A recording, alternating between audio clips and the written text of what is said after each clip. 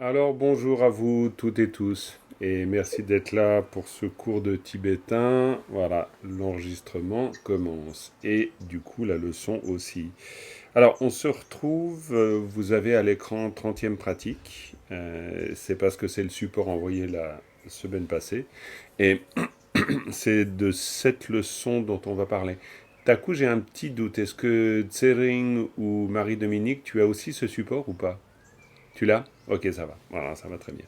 Donc, parce que bien sûr, je vous ai envoyé le support du jour, mais le support du jour, c'est la 31e pratique. Donc, on va surtout travailler sur la 30e parce que c'est celle qu'on n'a pas encore vue, mais que peut-être vous avez travaillé, je ne sais pas, c'est possible. Vous avez travaillé, au fait, cette 30e pratique? Non, pas vraiment, un peu, oui. Cathy, oui. Isabelle, comme ça, non, ok. Thibaut, peut-être, je sais pas. Ah oui, bah, bien sûr, voilà. Dominique aussi, eh ben Dominique, ouais, ouais, bah, parfait. Stéphane, ouais, très bien. Donc, ok, on n'arrive pas en terrain complètement inconnu, et c'est une bonne Et chose. travailler ne veut pas dire intégrer, hein. Oh, alors ça, c'est bien dit et bien vrai. Effectivement, travailler veut pas dire intégrer, on est bien d'accord. Travailler, souvent, ça veut dire débroussailler, ça veut dire explorer, ça veut dire défricher, ce qui est déjà pas mal, hein. C'est très bien. On va commencer par une prise de refuge et puis ensuite on s'y met. Sangye che tang tsoge cho namla chung chuk parato dani kyapsuichi. Dagi jinso gepe sunam kindrola pinchir sangendrum paraisho. Voilà, j'en profite pour vous dire d'ailleurs que si vous voulez les explications sur cette prière de refuge, il faut aller dans les replays du cours Chenrezi et ce ferreur, c'est de la leçon 1 à 5, il me semble. Mais bon, pour vous, ce serait presque trop simple, hein, parce que là, c'était vraiment un cours d'apprentissage de la lecture. Donc, à mon avis, bon, là, vous n'avez pas besoin de 5 leçons pour comprendre le sens d'une telle prière. Mais voilà. Euh, Claudine, je dois dire que ton fond d'écran est bien joli, hein, quand même. L'Institut Adakpo, c'est très joli ce fond d'écran. C'est parfait. Ok, alors, comme nous avons l'habitude de le faire, ce qui est intéressant, c'est la partie restitution. Et la partie restitution, alors, elle peut s'appliquer sur... Attendez, est-ce que... Voilà. Elle peut s'appliquer sur cette strophe en particulier ou sur une autre. De toute façon, on travaillera cette strophe durant cette leçon. Mais pour la restitution, vous avez quand même toujours la possibilité de faire part d'une autre strophe sur laquelle vous auriez plus particulièrement travaillé, avec l'idée soit de lire la strophe, celle-ci ou une autre, soit de l'énoncer si vous l'avez apprise par cœur. Alors, je vous laisse bien sûr choisir qui parmi vous va jouer, prendre le rôle de la restitutrice, qui veut bien le faire. Et pour nous autres, ça veut dire qu'on écoute, qu'on essaye de repérer, et on peut lire plusieurs fois cette strophe. Qui veut bien le faire? Qui veut bien prendre ce rôle? Ok, super Claudine, c'est très bien. Alors, dis-nous simplement sur quelle strophe tu vas nous faire travailler. Ah, on t'entend pas très bien. Peut-être que... Ouais, redis voir. 30e, 30e, la très bien. 30e. Très bien, bah la 30e, c'est parfait. Comme ça nous met tout de suite dans au cœur de l'ouvrage. Ok, très bien. Donc, je vous rappelle la consigne. Euh, Bah, elle est souple, la consigne, hein. Vous pouvez soit avoir le texte sous les yeux, mais ça peut aussi être très intéressant de faire un travail d'écoute. Parce que ça veut dire que pour Claudine, ça la responsabilise aussi au moment où elle le lit, de faire en sorte qu'elle comprenne bien, quoi, que tu comprennes bien ce que tu lis pour que nous, on puisse bien comprendre ce que tu es en train de nous lire. Ok, on y va. Sherab Patin, Sherab Mena,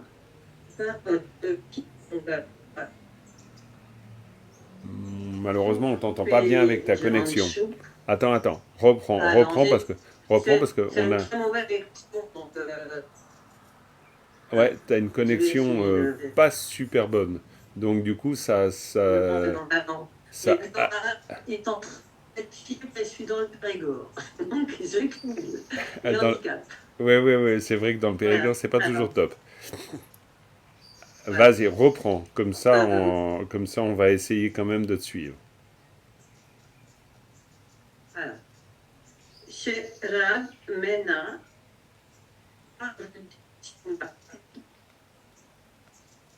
Ok, Péjan Topami Nupe ouais. Atangel Shing Korsum Mitope Shera Kompa Gersel Gayin. Ok, alors malheureusement, c'est très très haché, donc c'est difficile de pouvoir bien faire l'exercice. Par contre, j'entends que ta lecture est bonne au niveau des actions, des accents, des tons. Donc ça, c'est super. Voilà, il y a Annie qui nous rejoint. Bonjour Annie. Mais Euh, oui, je suis en retard pour une fois que j'aurais appris la sport par cœur. Oh, ça alors, Annie, non mais quel déconvenu, non mais pas grave, tu vas pouvoir nous la réciter après, tu vas voir, oh là là, on va pas te rater, hein. Non, non, on va t'entendre. Bon, alors, ok Claudine, non, non, on t'entend bien, quoi, on t'entend, super assuré, mais j'entends la lecture, moi je trouve qu'elle est très bonne. Il y a peut-être juste le den ici. Tap tang den, on est bien d'accord que c'est den, hein, à moins que c'est un coup d'internet ça. C'était bon pour toi, Claudine? Tap Tang Den. Oui, c'est bon. Ok, C'est d'accord. bon, Donc, ouais. Tap Tang Den Chin. À part ça, très bien. Je trouve que tu as bien fait les liaisons entre les différents éléments. Peut-être je vous la lis une fois, parce que je suppose que vous entendez de manière plus fluide. Et comme ça va vous aider pour la capacité d'écoute. Parce que sinon, si c'est trop assuré, c'est compliqué. Euh, Sherab Mena, Parol Chingayi, Zogpe Chongchup, Topar Minupe, Tap Tang Denshin, Korosum Mitokpe, Sherab Gompa, Gyalse Laglen Yin. Ok. Claudine, tente encore une fois, voir si ça s'améliore pas sur la connexion. Bon ben voilà, faudra malheureusement, ben, on fera autrement. Mais tente une deuxième fois de la lire, qu'on puisse bien se remettre dedans. Shera Mena Parvel Shmaili Sokpe Par Nupe Atangel Shing Pe Shera Gersel Gayin. Ouais, alors ma pauvre, t'es vraiment, là t'es pas servi par, je sais pas si c'est SFR ou Dieu sait quel provider, mais alors c'est haché de chez haché. Mais bon, ok, on va faire avec. En tout cas, peut-être dans ce cas-là, on va profiter d'Annie qui a appris la strophe par cœur. Si, elle va nous réciter la strophe par cœur, ça fera une deuxième lecture, pour que vraiment on puisse profiter de cet entraînement à l'écoute pour nous, qui est important. Vas-y, Annie. Chine Rapto del Pei Lactongi. Ah, d'accord. Donc toi, tu es la strophe précédente. Ok, Ah, très ben bien. oui, c'est ça-là que j'ai. Ah oui, c'est celle-là que tu as appris par cœur. D'accord. Alors écoute, on te réserve pour après, parce qu'on va tout à Ah, fait pouvoir la réviser, il n'y a pas de problème. bon, Non, non, non, c'est très bien. Et puis on va rester juste sur celle-là, histoire qu'on a commencé avec celle-là. bien sûr. Mais alors après, bien sûr, volontiers, on fera une petite incursion dans la précédente. Est-ce que quelqu'un veut bien donc relire en plus de Claudine cette strophe, la 30e? Ouais, je veux bien. Qui? Moi, je veux bien. Oui, alors vas-y, Dominique.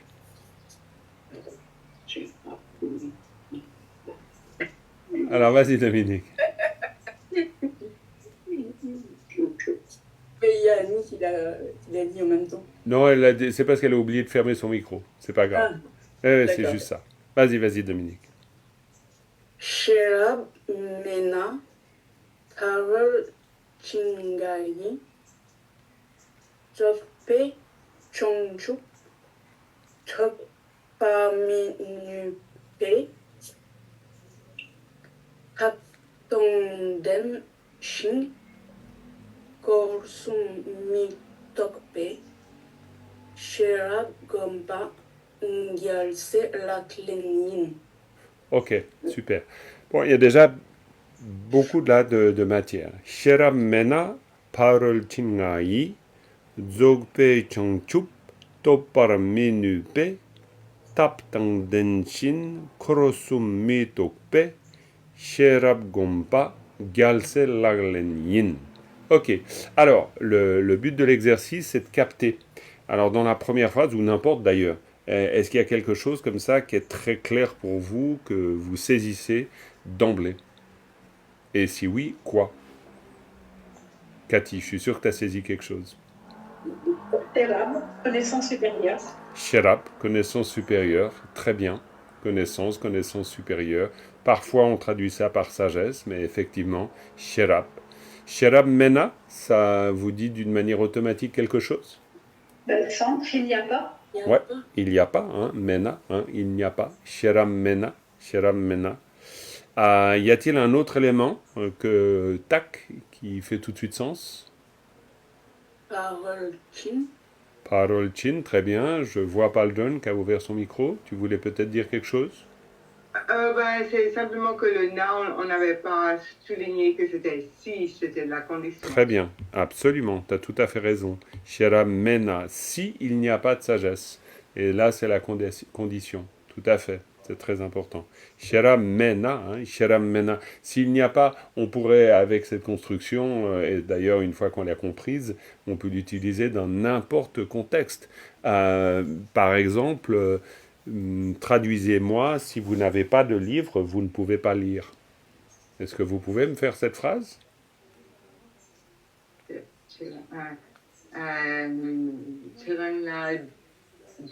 Mena. Mhm.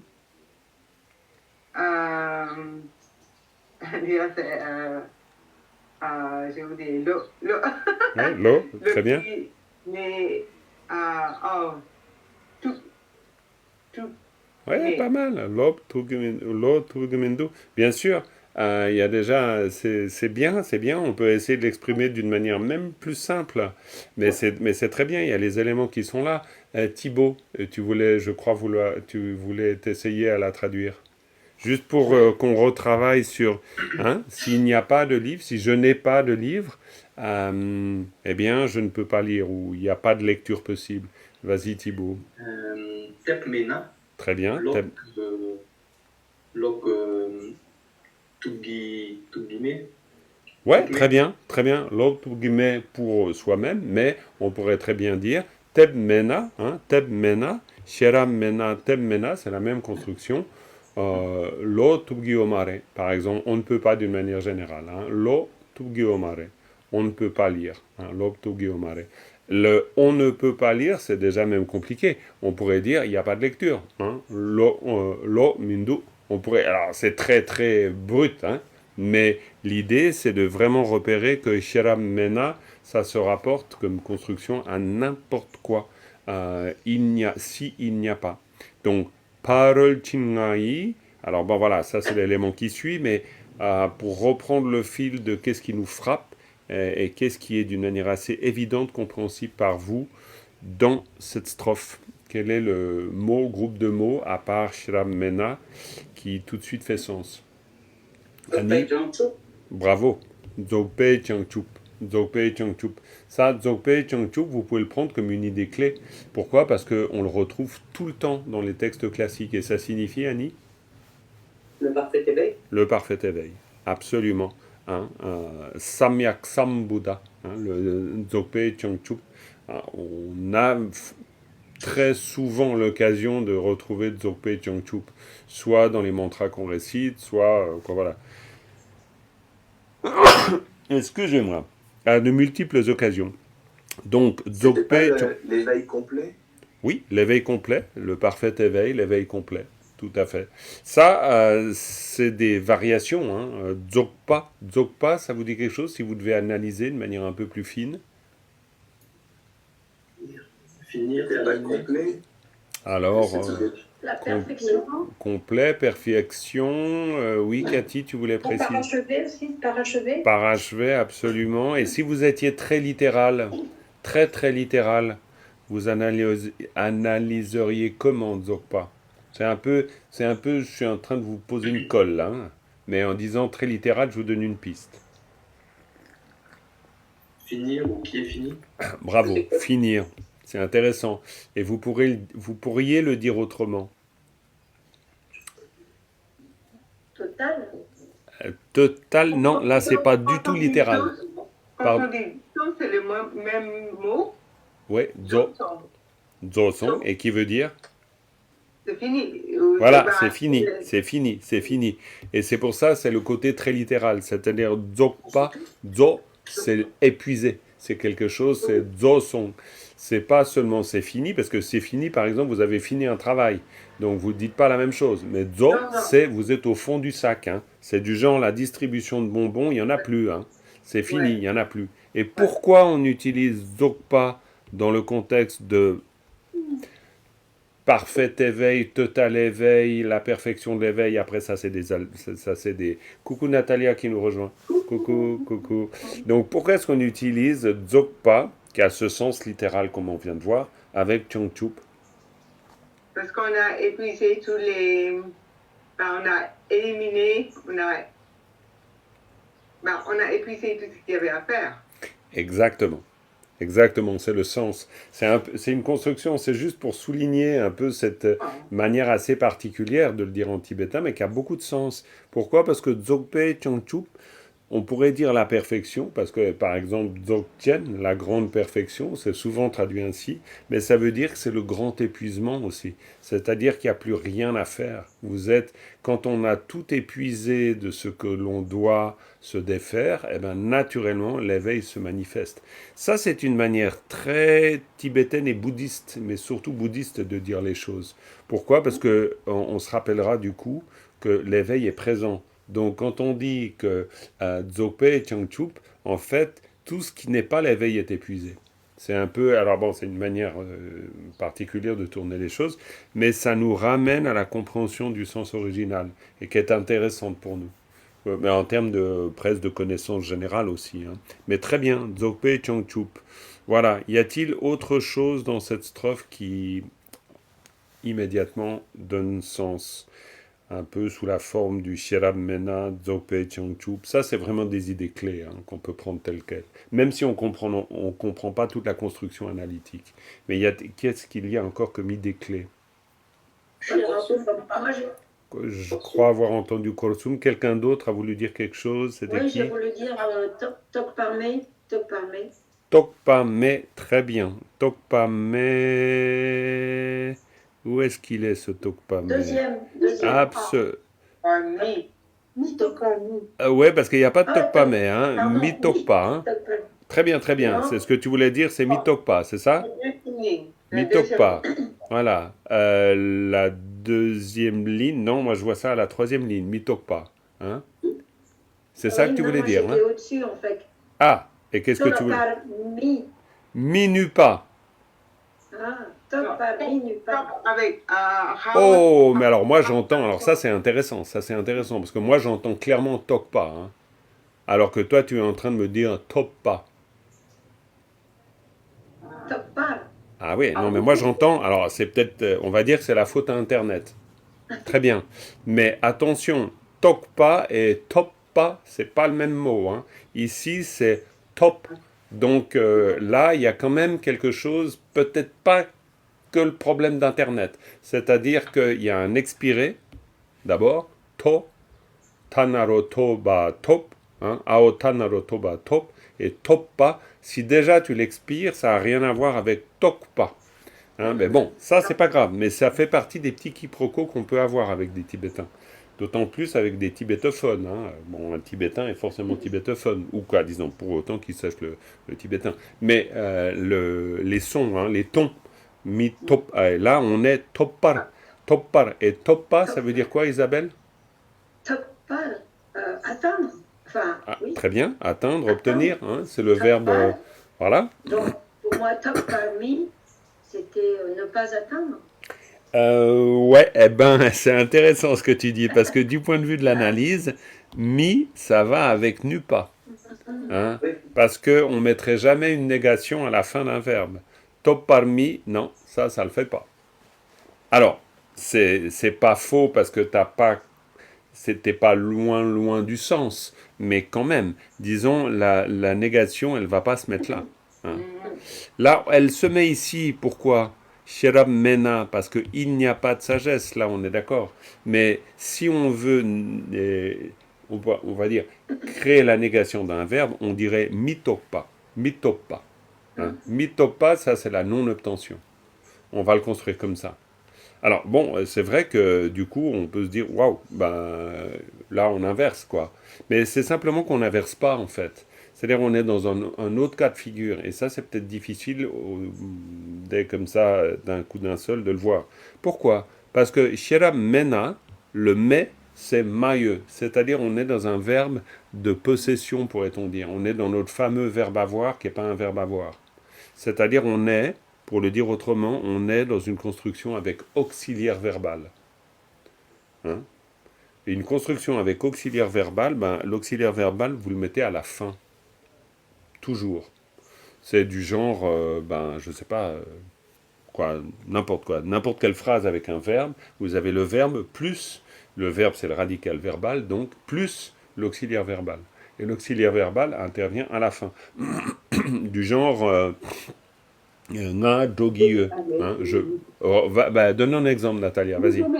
Ah, vas-y. Ah, un tibétain? Bah oui, bien sûr. En français, je sais que tu y arrives. Oh là! Mais tu partais na doguin, quelque chose, oui, na Oui, par exemple. doguin. Oui, nga dogin, voilà, très bien. Hein, voilà, mais donne-nous-en une autre, vu que celle-là, je l'ai dite. Vas-y, tu nous en une autre, avec auxiliaire verbal à la fin, donc. Oui, Kushu Sagime. Ouais, nge kushu sagime, je ne mange pas de pommes, par exemple. Hein? Nge kushu sagime, parfait. Donc, l'idée, c'est que l'auxiliaire verbal, dans ce genre de cas de figure, on n'a pas énormément travaillé ça, parce que ça se travaille beaucoup dans la langue parlée. Mais, par contre, on est confronté à ça. C'est-à-dire, shera mena, c'est shera me. Shera me, dans la langue parlée, c'est n'importe quel objet, et puis vous dites mais, j'ai pas. Si vous posez la question à quelqu'un, shera yepe, hein, comme vous diriez, vous avez une pomme, kushu yepe. Hein, que vous disiez kushu, tep, n'importe quel mot, vous le diriez comme ça. C'est-à-dire, sherab yepe. Est-ce que vous avez de la sagesse? Et la personne, elle va vous dire, sherab me. Et si elle veut vous dire, j'ai de la sagesse, elle dirait, sherab ye. Hein, Annie, tu voulais dire? Ah non, mais je préfère Chirabieux.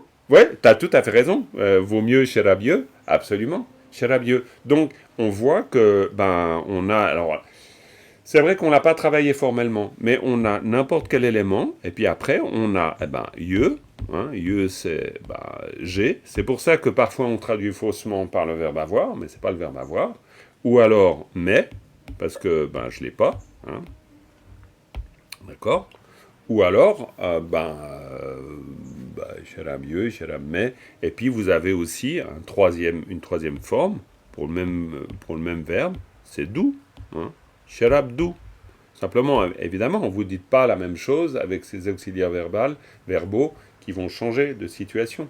Sharab Yeux, c'est pour moi, Sharab Me, c'est toujours pour moi, Sharab dou, c'est il y a, Sharab Mindou, il n'y a pas.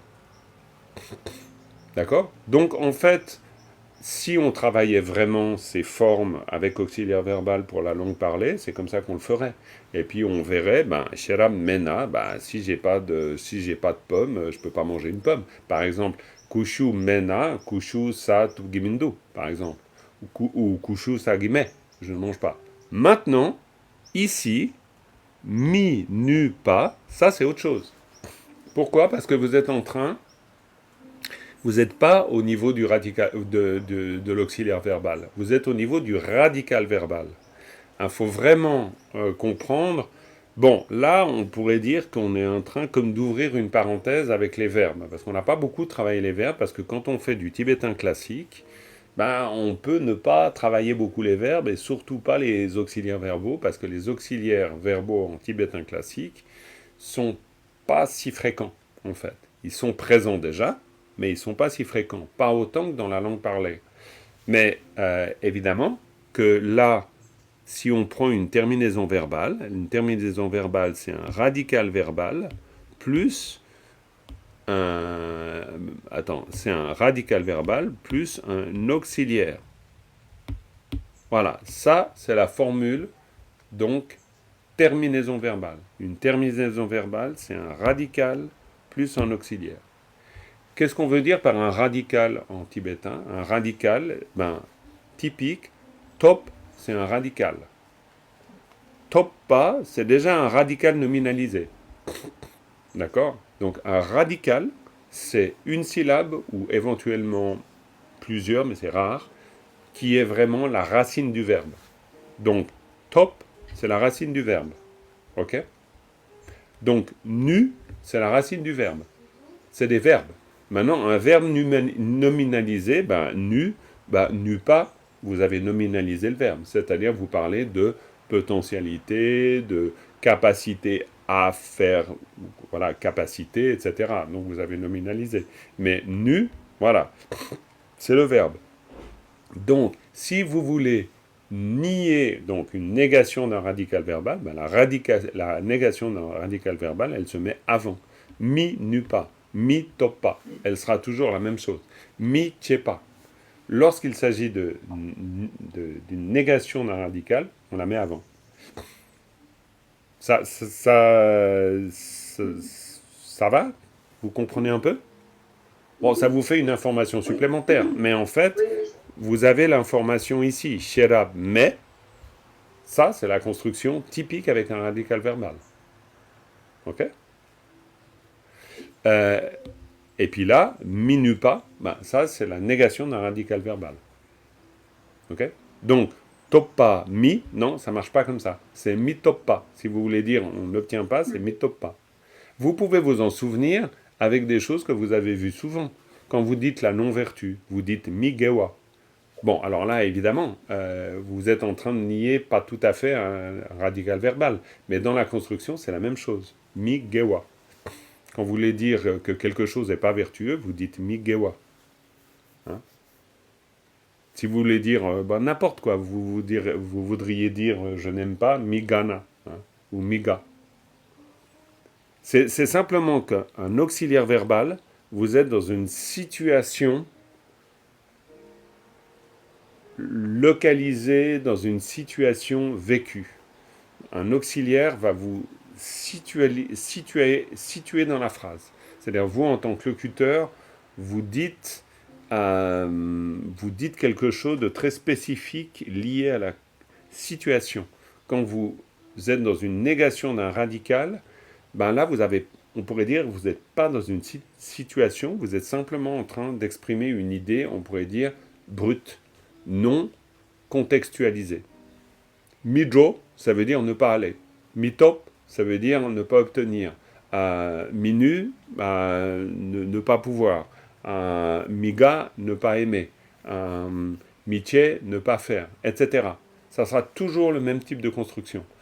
Mais là, quand vous exprimez ça comme ça, vous n'êtes pas en train de localiser, vous n'êtes pas en train de contextualiser ce que vous exprimez. Vous êtes en train de toucher quelque chose qui est vraiment radical dans le sens, c'est à la racine de ce que vous voulez exprimer. Si vous dites midro, ça veut dire vous allez pas, quoi. Il n'y a pas aller. Hein. C'est un non-aller. C'est pour ça qu'on pourrait le traduire par non. Hein. Non-aller, non-faire, non, tout ce que vous voulez. Ok? Donc c'est ça le sens. Un auxiliaire, après, c'est autre chose. Comme son nom l'indique, un auxiliaire, c'est quelque chose qui vient vous aider à préciser ce que vous voulez exprimer. Mais, et c'est pour ça qu'il n'y a pas, formellement parlant, de verbe être ou de verbe avoir en tibétain, parce que pour nous, ça nous sert d'auxiliaire, mais les auxiliaires en tibétain, c'est yin-re, d'une part, et ye-du-yore, d'autre part. Et on exprime des choses différentes. Avec yin-re, vous exprimez l'identifie, l'identification. Vous précisez ce que c'est, vous vous demandez ce que c'est.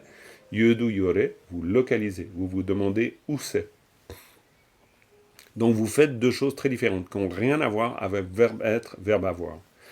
L'exemple le plus simple qu'on puisse donner pour comprendre la différence, c'est si je dis nga yin, je dis qui je suis. Je dis par exemple nga gna gna gna yin. Quel que soit, vous remplacez le gna gna gna qui est un x par n'importe quoi. Nga x yin.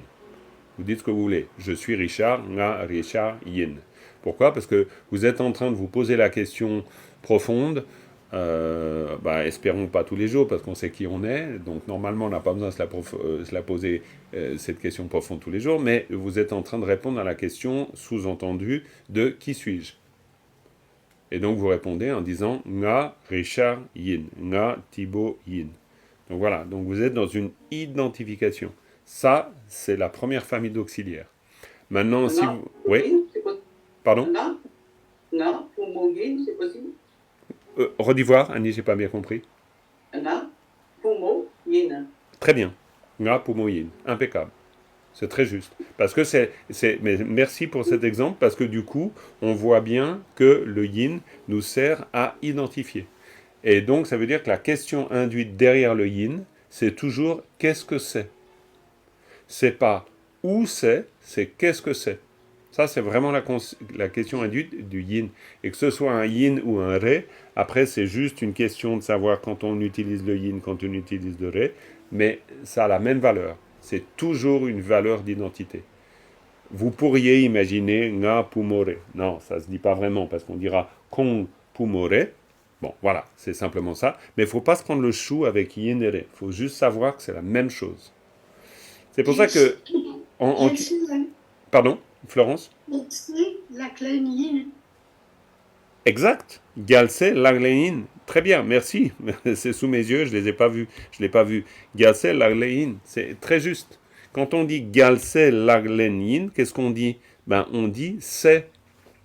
C'est dans le sens où on se pose la question c'est quoi?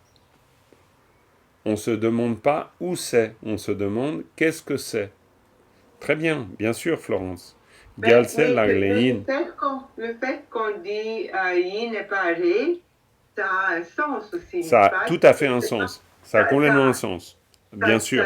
Est-ce que tu peux expliquer? Parce que c'est un truc... Ouais, je peux l'expliquer. Tout Tout à fait. Non, je peux l'expliquer. Alors, je vais l'expliquer de manière la plus simple parce que j'ai pas envie que ça devienne compliqué.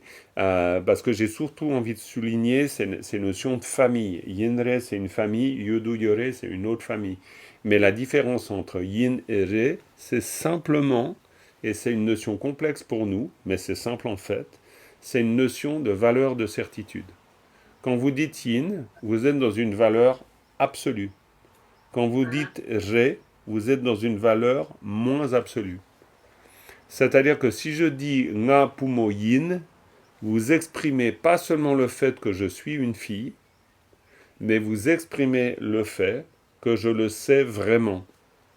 Alors bien sûr, on pourrait rétorquer, ouais, c'est normal qu'on le sache vraiment vu qu'on est en train de le dire. Ouais, en tibétain, c'est pas aussi flou que ça peut l'être en français. Pourquoi? Parce qu'en français, vous pouvez par exemple, dans le cas d'une localisation, c'est mon éternel exemple, vous pouvez dire il y a de l'eau, et puis vous pouvez dire il y a de l'eau, et puis vous pouvez dire il y a de l'eau. Puis là, vous êtes en train de me dire, de penser, tiens, on a compris une seule fois, il n'y a pas besoin de dire 3 phrases. Oui, mais en tibétain, on peut dire 3 phrases. Qu'on traduira en français exactement de la même manière. Pourquoi? Parce que on va jouer sur les notions de certitude. Autant dans la famille Yinre que dans la famille Yodu Yore. Dans la famille Yodu Yore, Ye, c'est absolue certitude. Du, c'est moins de certitude, c'est-à-dire un constat. Et Yore, c'est toujours un constat, mais un constat général. Du, c'est un constat de première main. Yore, c'est un constat de deuxième main. Donc, c'est des niveaux de certitude. Alors, expliquer la langue tibétaine. Attention, je ne suis pas en train de sortir ça de mon chapeau tout seul. il y a des très grandes personnes derrière, donc je ne me permettrai pas. Donc vous avez Melvin Goldstein, c'est le premier que je pense a mis vraiment l'accent sur ce genre de choses. Bon, alors là, je m'avance un peu, parce que j'en sais rien dans l'histoire de la compréhension de la langue tibétaine, c'est une autre histoire. Mais après, si vous regardez Tournadre, dans le clair miroir, c'est clairement dit. Mais, au départ, moi, quand j'ai appris le tibétain, et ça date des années 83, hein, ça fait longtemps, eh ben, je peux vous dire qu'à l'époque, on disait que yin et re, c'est le verbe être, et ye, du, yore, c'est le verbe avoir. Eh ben, il n'y a rien de plus faux. Il n'y a rien de plus faux. Ça, c'était vraiment à l'époque, on faisait, voilà, on faisait non pas de l'ethnocentrisme, mais on faisait du culturocentrisme très clair. C'est-à-dire que, voilà, on projetait sur la langue tibétaine des catégories grammaticales qui n'ont rien à voir. Donc il a fallu quand même prendre pas mal de temps avant qu'on se dise, oui, mais comment est-ce que les Tibétains, eux, comprennent les choses?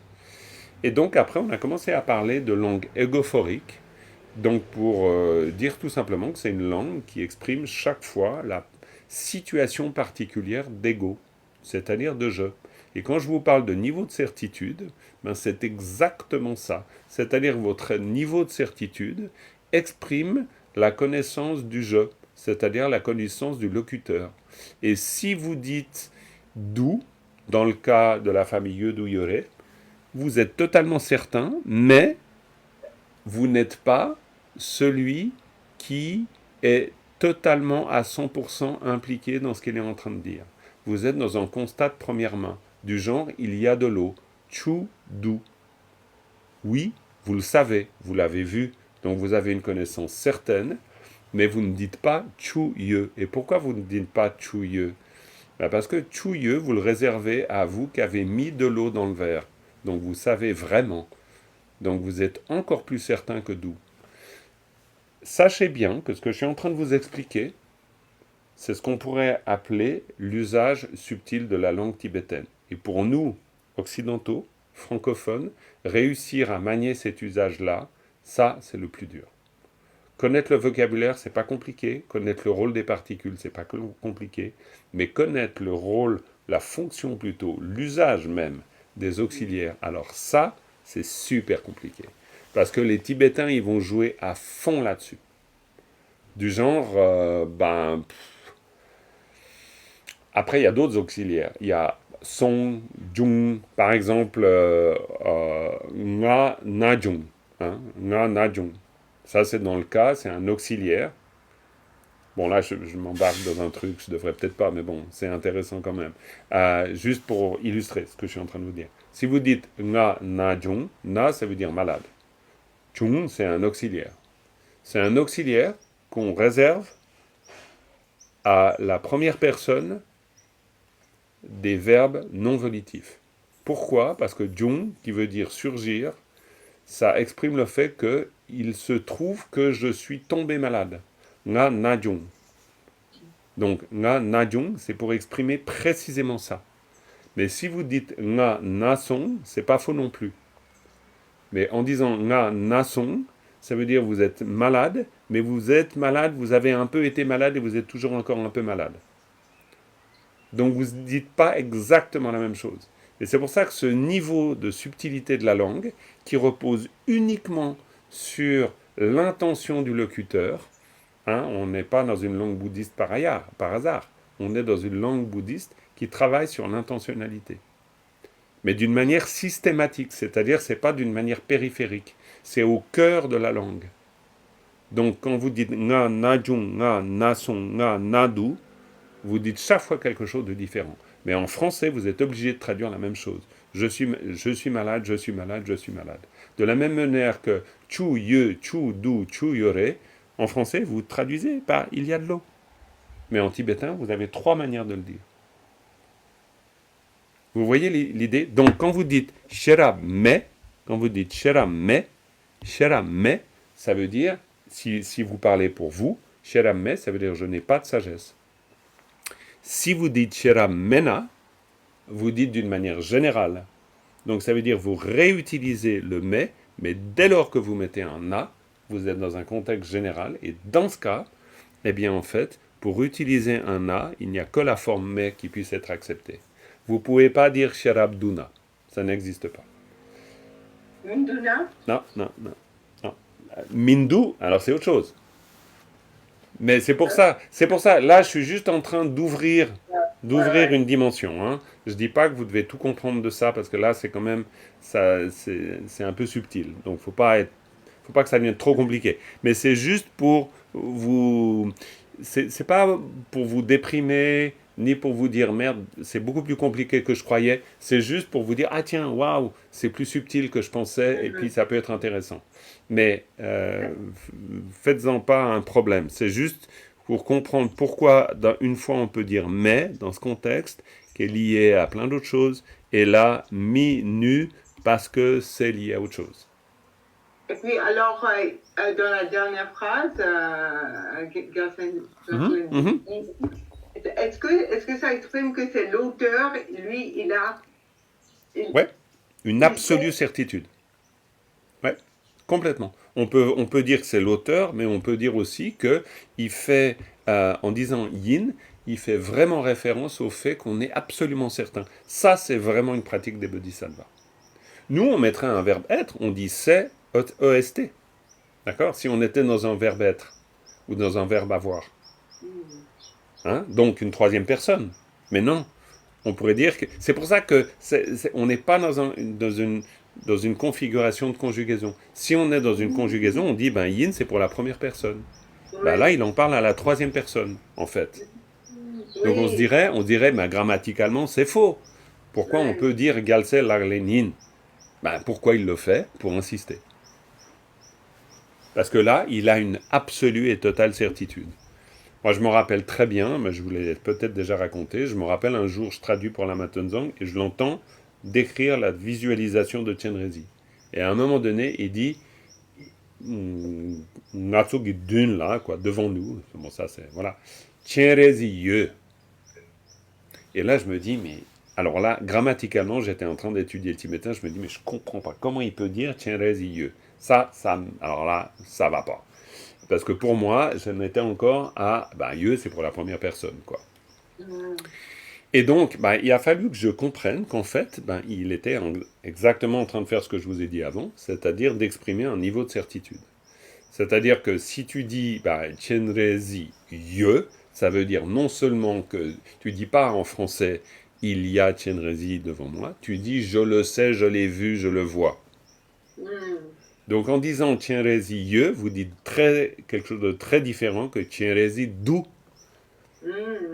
Ok? Et si vous dites Chenrezig Yore, vous pouvez aussi le dire. Mais votre intentionnalité, dans les trois cas, Yeux, Du, Yore, elle change. Si vous dites à votre interlocuteur, en tant que locuteur, vous lui dites Chenrezig Yeux, ça veut dire que vous le savez vraiment parce que vous le voyez vraiment. Donc ça, ce niveau de langue, il est très difficile à traduire parce que pour nous, on n'a pas du tout l'habitude de dire les choses comme ça. On utilise des verbes conjugués, donc on dit « il y a Chenrezig devant vous ». Mais simplement... Donc il faudrait exprimer ces nuances Exact. par des phrases... Par ce qu'on appelle une périphrase. C'est-à-dire, vous dites, il y a Chenrezig devant vous, et vous le pensez vraiment, comme si vous le voyiez vraiment. Et ça, vous êtes obligé d'utiliser tous ces mots en français pour le préciser. En tibétain, si tu dis Chenrezig Yeux, ça ne peut pas être autre chose. Et puis, c'est pas comme si, parce qu'en français, on utilise comme si, mais en Yeux, il n'y a pas de comme si. Il n'y a pas de comme si. C'est sûr à 100%. C'est un niveau de certitude absolu. Ouais. Mais ça, c'est le génie de cette langue. C'est aussi le charme de cette langue. C'est-à-dire vous rentrez dans vraiment un autre domaine linguistique. On exprime les choses de manière différente. Mais c'est pour ça, je vous l'ai déjà dit, mais quand j'ai entendu Karmapal était passé dire le tibétain est vraiment la seule langue qui puisse vraiment exprimer le sens du dharma, alors là, je me suis dit, waouh, génial, enfin, j'entends quelqu'un le dire.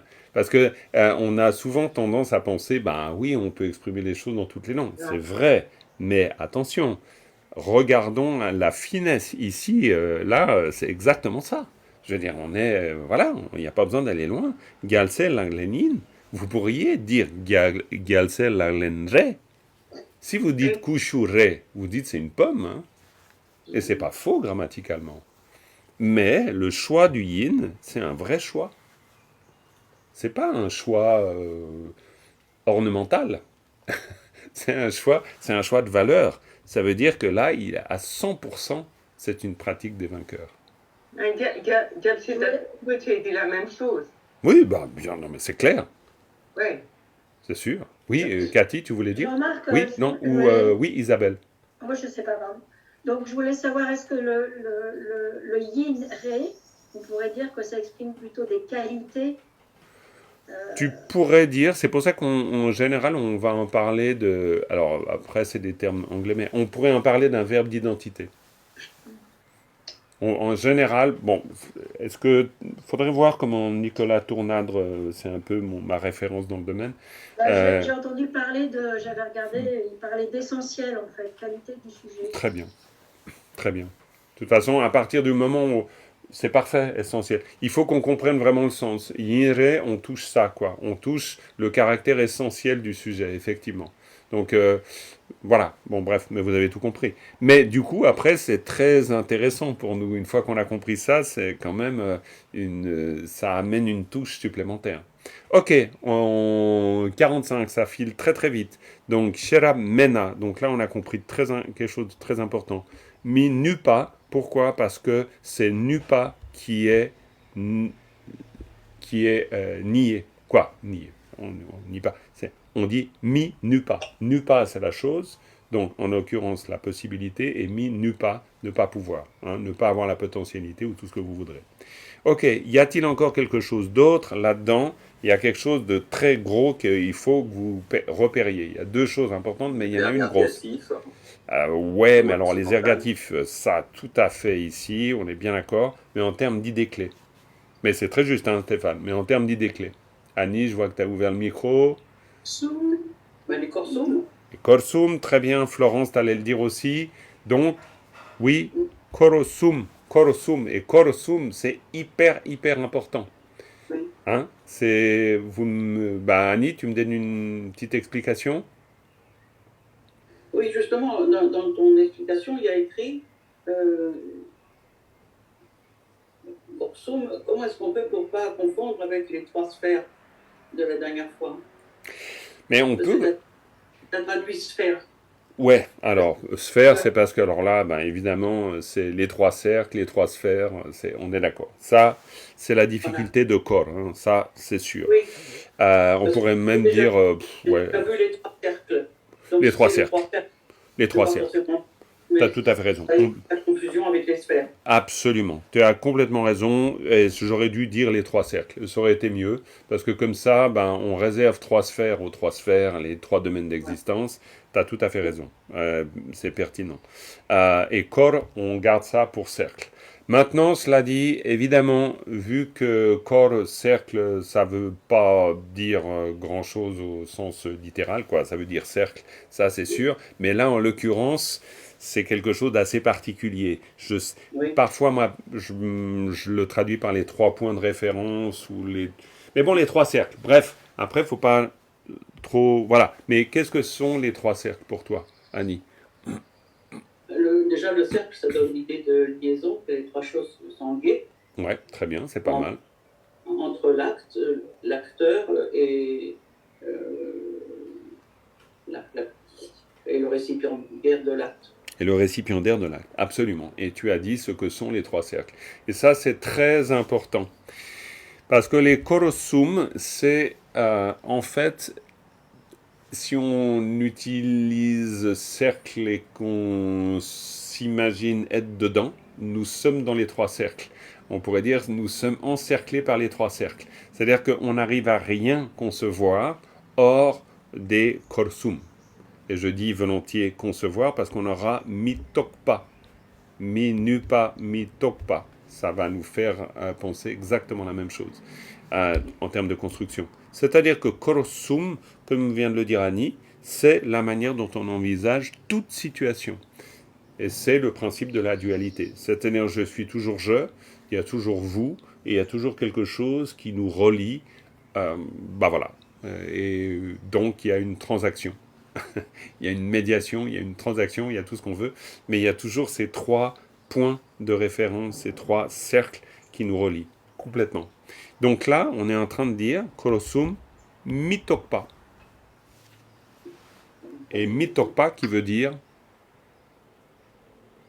Ne pas réaliser. alors ça va être intéressant. Ne pas réaliser, disons, petit bémol là-dessus. Qu'est-ce que vous pourriez dire? Florence, vas-y. Ouais, après Richard. Florence, vas-y. Ne pas conceptualiser. Ne pas conceptualiser. Pour Richard, c'était ça aussi? Oui, oui, oui. Tout à fait. Et Richard, pourquoi ne pas conceptualiser, on l'exprime comme ça? Tokpa, c'est quoi? Donc, voilà, pour moi, c'est oui, c'est l'analyse, l'analyse conceptuelle, c'est comme ça. Ouais, et d'une manière plus simple encore, Tokpa, ça peut vous faire peut-être penser à une pensée. Voilà, une pensée. Tout simplement. Hein. C'est une possibilité. Hein, voilà. Donc, mitokpa, et il y a eu sur l'échange du groupe WhatsApp la remarque de Thibaut qui était très intéressante. C'était du genre un espèce de gigantesque eureka. Je me trompe, Thibaut, où tout à coup tu réalisais, non, c'était peut-être un autre, je sais pas, mais il y avait quelque chose avec Tokpa. Oui. Ouais, si tu rajoutes un S, ça veut dire réaliser, c'est ça? Oui, c'est ça. Oui, exactement. Oui, oui, oui, oui. Donc c'était très intéressant ta remarque. Parce qu'effectivement, écrit comme ça, tokpa, ratatata narotoka tokpa, ben tokpa, c'est penser, conceptualiser, effectivement. Donc, mitokpa, non-conceptualisation. Et on voit qu'en français, c'est beaucoup plus difficile de manier ces notions, hein, ou de les exprimer. Ça va, on est d'accord. Mais en tibétain, c'est brut, hein, c'est tokpa, mitokpa, point. Hein.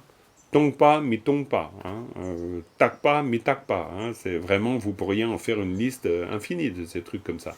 Donc c'est très simple. Hein. J'en sais rien. Toppa, mitoppa, etc., etc. C'est très très simple. C'est vraiment, on est binaire là. C'est-à-dire, soit c'est tokpa, soit c'est mitokpa. Et puis, en l'occurrence, ben, korosum mitokpa. Et là, on voit qu'on est en train de construire une idée clé. Korosum mitokpa. Et korosum mitokpa, ça voudra dire, dans ce cas, Ouais, c'est genre avec Ne pas conceptualiser. alors on va y aller les uns après les autres. Vas-y, Natalia. Oui, ne pas conceptualiser les trois cercles. Ne pas conceptualiser les trois cercles, c'est à quoi tu pensais, Richard? Bah, c'est la réalisation de la vacuité. Ok, c'est intéressant. Réalisation de la vacuité. Alors là, c'est ce qui découle de de ne pas conceptualiser les trois cercles. Hein. Natalia qui l'exprime d'une manière littérale. Et Thibaut, tu voulais dire? Et puis, je peux. Oui, tu pourras. Attends, juste La Thibaut. même chose, ouais, la même chose. La même chose? Ok, très bien. Paul-John, tu voudrais dire? Et puis, c'est le truc, on ne fait pas la différence entre le sujet et l'objet. Absolument, c'est ça aussi, effectivement. Donc tout ça, effectivement. Donc on a ces trois niveaux qui sont imbriqués, hein, évidemment. C'est-à-dire on ne conceptualise pas les trois cercles. C'est-à-dire qu'on est libre de on est dans un état de non-conceptualisation. On ne peut être dans un état de non-conceptualisation que parce que nous avons réalisé la vacuité. Et ça, c'est l'élément amené par Richard. Et du coup, la conséquence, eh bien, c'est ce que dit Paul-John. C'est-à-dire qu'à ce moment-là, on n'est plus dans une perception duelle. C'est-à-dire on ne voit plus les choses comme ça. Et ça, c'est, ben, évidemment, s'il y a bien une image clé dans cette strophe, c'est peut-être bien celle-là. Ça ne veut pas dire que Sherab n'est pas important. Ça ne veut pas dire que le parfait état d'éveil n'est pas important, évidemment. Mais tout cela n'est rendu possible que grâce à Korosum Mitokpa. Et là, c'est sûr que le Korosum Mitokpa, c'est très important. On voit qu'ici, dans cette phrase, le Korosum Mitokpa est relié, et je dis bien relié, et vous allez me dire comment relié, et relié à quoi? Qui m'explique le début de la phrase? Avec la notion de relié, et relié à quoi? Un paramita. Ouais, Effectivement, d'une certaine... Ouais, mais alors complètement. Mais alors disons, là ma question elle portait à un niveau très analytique hein, du tibétain, donc je pense à ça évidemment. Hein. Mais tu as raison, c'est forcément lié avec les paramitas. Cathy? Tap Tongden pas? Tap Tongden. Exact. Tap Tangden. Et puis, le Xing, t'en fais quoi? Donc posséder les moyens habiles et ne pas conceptualiser les trois cercles. Bravo. C'est la sagesse qui possède les moyens habiles. Exact. Donc, c'est très bien parce que Xing, c'est et, tu as bien dit et. Et le Xing, qui peut être dans certains cas le signe du gérondif, hein, alors là, bon voilà, c'est un terme technique, mais sinon, la plupart du temps, très souvent, ou assez souvent, on le voit tout simplement comme conjonction de coordination, équivalent du et. Si ce n'est que le et le Xing, c'est-à-dire le Tang et le Xing ont une petite différence. Est-ce que vous pourriez m'expliquer la différence? Le Xing, c'est Xing, littéraire. c'est pour deux propositions. Alors, donc, vas-y Claudine, après je te reprends Thibaut, comme ça. Oui, Claudine? Xing, c'est entre deux propositions, deux verbes, Yes. deux propositions. Ouais, Enfin, très bien. Et Tang, c'est?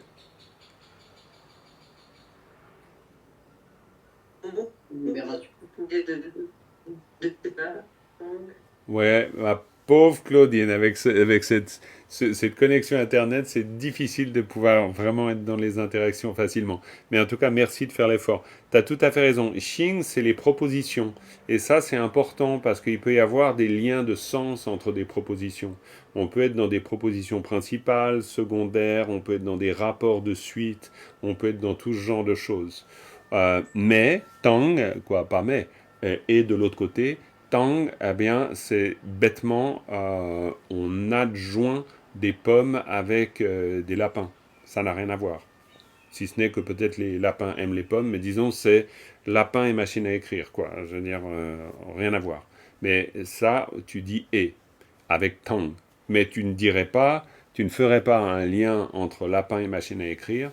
Me demandez pas comment on dit machine à écrire, ou bref, mais on ne ferait pas un lien avec Xing. Xing, c'est un lien de proposition, c'est-à-dire que c'est un lien où l'idée est proche dans une proposition et dans l'autre. C'est-à-dire que tap tang den shin korosum mitokpa, c'est pour dire que là vraiment on a besoin des deux. On n'est pas juste en train de dire il y a ça et il y a ça comme si ça n'avait rien à voir l'un avec l'autre.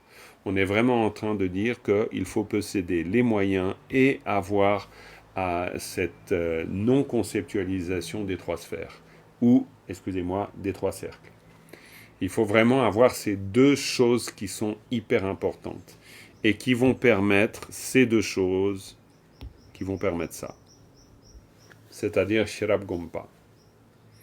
Alors, elles vont permettre ça. On a un génitif. Hein. Du point de vue de la structure, c'est X plus X. On est bien d'accord. C'est très simple. Donc là, c'est forcément déterminant ou qualifiant ou possédant, ce que vous voudrez, est ici déterminé. C'est-à-dire que la méditation de la sagesse est une méditation faite de cette non-conceptualisation des trois cercles et la jonction des moyens. Donc on dit simplement ce qu'elle est. C'est-à-dire on pourrait dire qu'on est dans un rapport qualifiant, qualifié. On qualifie cette méditation sur la sagesse par ceux qui la qualifient. Et là, c'est très important. Hein.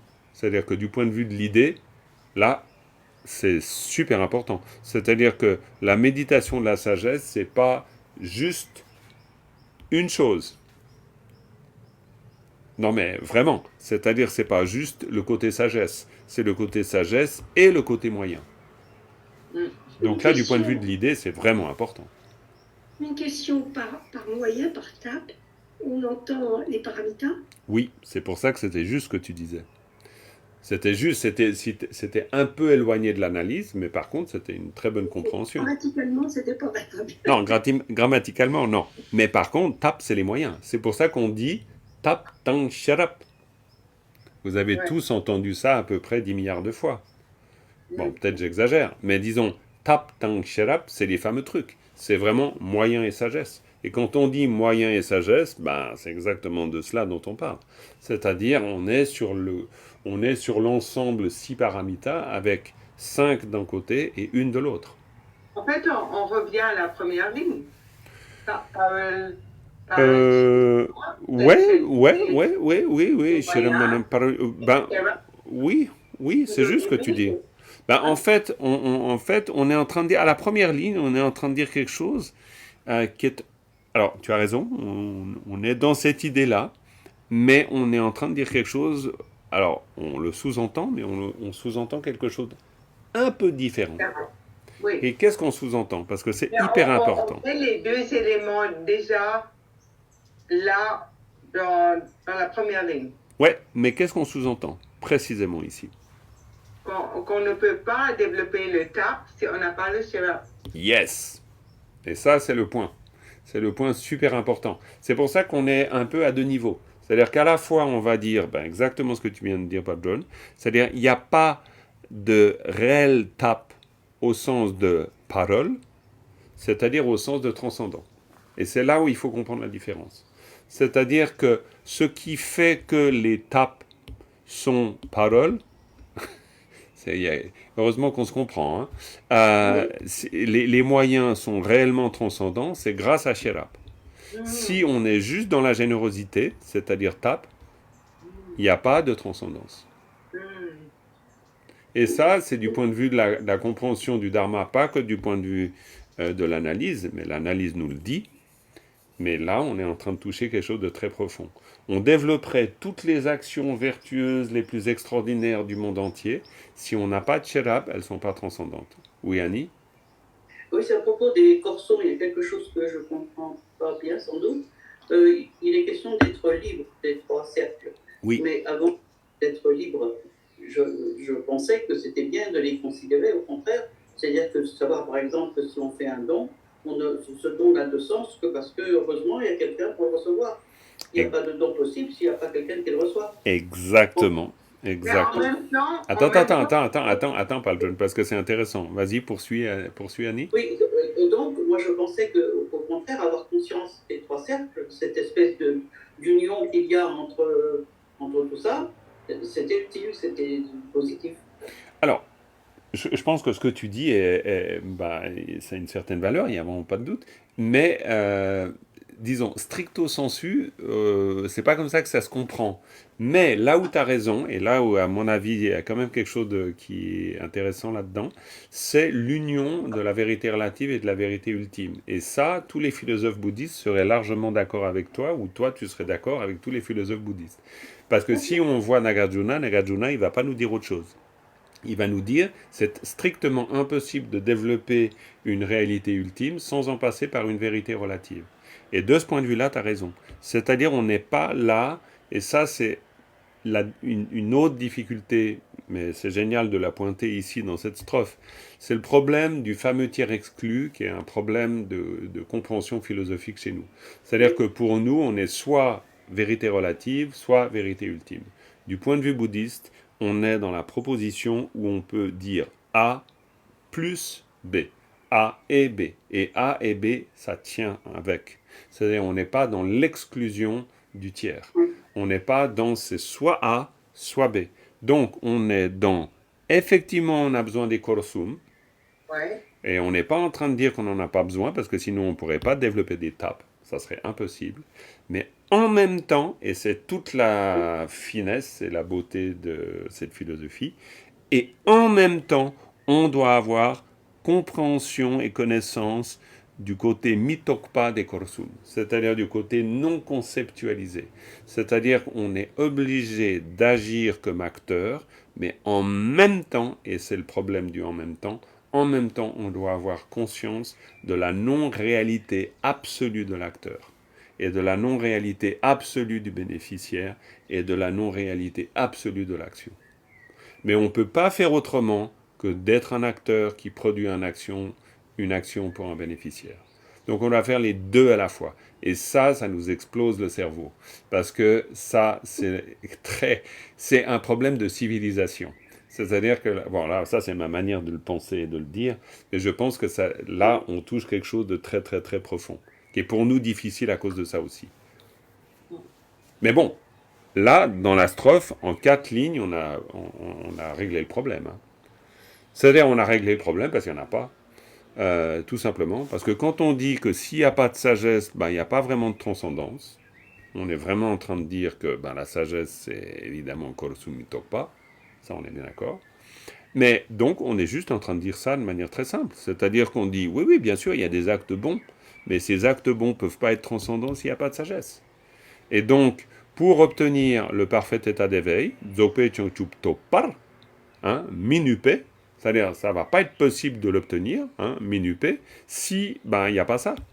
C'est-à-dire on va avoir besoin de la méditation sur la sagesse qui, cette méditation sur la sagesse, est qualifiée par l'emploi des moyens tels qu'on les a définis avant et par la compréhension que même si on agit sous la forme de acteur, action, bénéficiaire, c'est quand même non conceptualisé.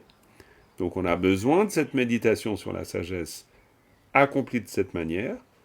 Si c'est pas le cas, eh bien, minupa, quoi. On peut pas, dans ce cas-là, parfaitement accomplir l'éveil, et accomplir l'éveil qui, bien sûr, requiert, et ça c'est le yi, requiert à la fois la sagesse, qui accompagne forcément les 5 vertus transcendantes. Donc, évidemment, là, avec la strophe, la 30e, bon... Et pourquoi on a un négatif à la fin de la deuxième phrase? Le Eh premier, ben, c'est le sujet. On peut bien considérer sûr, qu'il n'y a pas les 5 paramitas ben, sans sagesse. ben Pour oui. ça comme un sujet. Mhm. Et le deuxième, c'est un instrumental à ce moment-là? C'est un instrumental. C'est-à-dire que c'est minupa. C'est-à-dire que, en fait, c'est la totalité qui est minupa. C'est-à-dire que c'est Dzogpe Chongchup Topar minupa.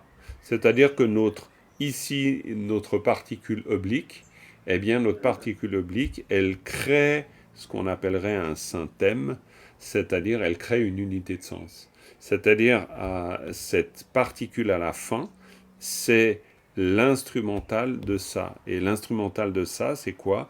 C'est dire que la potentialité de pouvoir obtenir l'éveil, l'instrument, c'est-à-dire cette possibilité d'atteindre l'éveil du fait, et c'est la particule, du fait de l'emploi de la sagesse qui nous permet de faire que les voyants sont transcendants, c'est cette potentialité-là d'atteindre l'éveil qui va nous permettre de méditer une sagesse qui est faite des moyens et de la réalisation de la non-conceptualisation. Mais évidemment, méditer cette sagesse de cette manière-là va dépendre de ça. C'est pour ça qu'en première phrase, on a ça. C'est-à-dire on dit la sagesse, s'il n'y a pas de sagesse, il n'y a pas de transcendance. Et à cause de ça, il n'y a pas de possibilité non plus de pouvoir atteindre l'éveil. Et cette possibilité d'atteindre l'éveil, elle est directement liée à l'emploi des moyens et de la sagesse. Bon, c'est un gros morceau, mais c'est un joli morceau. Alors du coup, Annie, on va terminer. Bon, on a largement explosé l'horloge, comme toujours. Mais Annie, vu que tu as appris par cœur la précédente, on va quand même t'écouter parce qu'il y a quand même... Il faut saluer ce bel effort. Alors, et on va terminer en écoutant Annie nous parler de la strophe précédente. Vas-y. Alors, Shine Raptu Denpei Lacton Geni, Nyonmong Nampar Chompar Shejene, Zouk Me Chile, Yanda Depali, Samten Gompa, Fiancé La Glamine. Eh bien, chapeau. Bravo. Alors là, franchement, c'est top, Annie. Merci beaucoup. Voilà, ça nous encourage. Mais c'est-à-dire que là, on connaissait tous les mots. Alors, quand tu connais tous les mots, c'est plus facile. Absolument. Absolument. Mais une fois de plus, c'est la faute des mots. On est bien d'accord. Et Dominique sera bien d'accord avec ça. Elle partage. Et celle-ci, je peux l'apprendre par cœur, je crois que je vais y arriver assez facilement, la 30e. Eh ben génial, bravo, bravo, c'est Ouais, c'est super. bien. Bon, La allez, semaine prochaine, Dominique, alors. Ouais, ouais. après, la semaine